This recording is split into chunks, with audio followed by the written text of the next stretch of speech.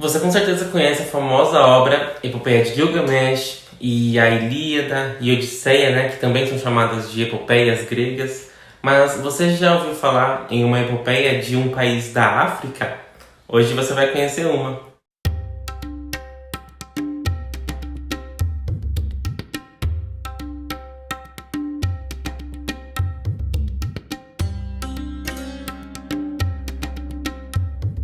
A epopeia de Sundiata é uma das poucas histórias mais famosas do continente africano.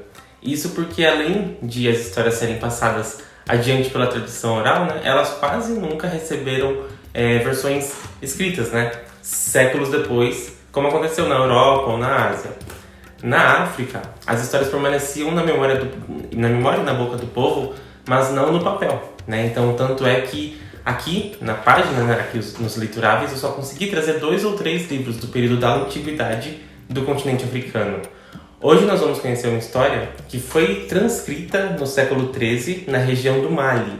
Eu li essa epopeia na forma em quadrinho, aqui, Sundiata, uma lenda africana, o Leão do Mali, recontada por Will Eisner e publicada pela Companhia das Letras. A história nesse livro é contada por uma tal Pedra Cinzenta do Mal.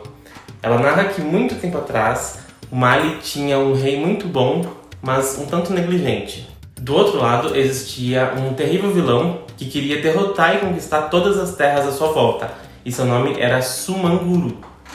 Esse vilão, aqui, era muito poderoso, né? Ele sempre estava em contato com as forças misteriosas e as forças da natureza para poder ter vitória nas batalhas, né?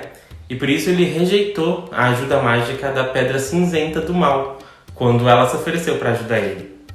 Assim, Sumanguru ele vai em direção ao Mali, como você imaginou. Ele derrotou o país, né? E todos os homens foram mortos. Quando Sumanguru estava indo embora, ele viu que havia ainda um jovem rapaz na sua casa que eles ainda não tinham visto. Esse rapaz, né, ele era coxo e ele não podia andar, e por isso o Sumanguru disse que ele não representava nenhum perigo e deixou ele viver. Esse jovem se chamava Sundiata. Sundiata era um dos filhos do rei, ele era o único que sobrou da linhagem do rei, e quando o rei ainda estava vivo, Sundiata ele sempre quis aprender como ser um rei junto com ele, mas seu pai não queria deixar ele participar dos negócios da família justamente porque ele era coxo. Mas a mãe dele sempre confortava ele, dizendo que ele poderia se tornar um grande rei um dia. Assim, depois da devastação que Sumanguru causou em seu país, Sundiata começou a desenvolver as suas habilidades físicas e com os anos, né, ele se tornou um homem muito forte e muito bondoso. Mas dentro dele ele ainda nutria aquela vontade de vingança contra o Sumanguru, né? As pessoas em volta dele percebiam como ele tinha se tornado forte, inteligente, e as notícias correram até onde estava Sumanguru. Na mesma noite, o Sumanguru manda que os homens dele vão até o Sundiata e matem ele. Mas a mãe dele, né, que parece que tem uma espécie de dom misterioso, né, ela sente que seu filho Sundiata está em perigo. E ela pede que ele fuja para a casa do seu tio. Na casa do tio do Sundiata, ele começa então, de verdade, agora a se preparar para a guerra, né? Ele monta estratégias para usar e pensa em como e quando e com quem ele poderá fazer qual o movimento, né, na guerra, a fim de derrotar o Sumanguru. Assim, chegou o dia decisivo. Sundiata ele vai ao encontro do Sumanguru junto com os seus homens, e os 2 exércitos eles lutam numa terrível confusão de fenômenos da natureza que eram usados para interferir na ação do exército inimigo, e sangue, cavalos e homens para todos os lados. Mas Sundiata, quando ele esteve na casa do tio dele, ele recebeu o conselho que poderia salvar, que era atirar uma flecha com um esporão de galo em Sumanguru.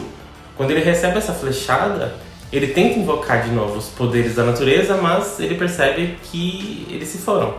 E nessa hora surge para ele aquela Pedra Cinzenta do Mal, né, e oferece de novo ajuda para ele. Ela, né, a pedra, ela prende ele dentro das frestas da montanha, e de onde ele nunca mais saiu.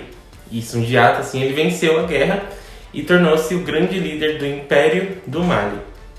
A história dele foi contada de gerações em gerações e é sempre um motivo de grande orgulho para os habitantes da região.